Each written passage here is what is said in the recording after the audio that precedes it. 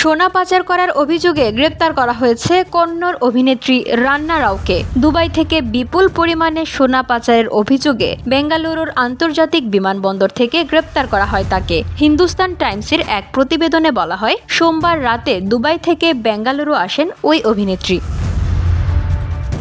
আগে থেকে পাওয়া খবরের ভিত্তিতে ডিরেক্টরেট অফ রেভিনিউ ইন্টেলিজেন্স এর অধিকারীরা তাকে আটক করেন। এরপর দেখা যায় 14.8 কেজি সোনা তার সঙ্গে ছিল। সেখান থেকে তাকে ডিআরআই অফিসে নিয়ে যাওয়া হয়। পরে রান্না রাওয়াকে গ্রেপ্তার করা হয়েছে। বেশ কিছুদিন ধরে বারবার দুবাই যাচ্ছিলেন ওই অভিনেত্রী। বারবার বিদেশ যাত্রার কারণেই ডিআরআই এর সন্দেহ হয়েছিল।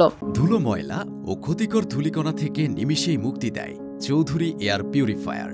এর শক্তিশালী সাকশন ঘরের কোনায় কোনায় লুকিয়ে থাকা সকল ধুলা টেনে ফিল্টার করে এবং বের করে আনে নির্মল ও স্বাস্থ্যকর হাওয়া।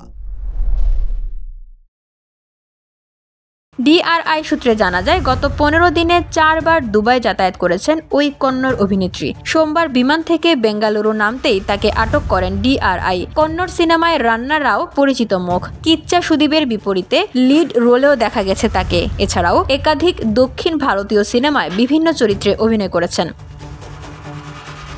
VOD Bangla news desk.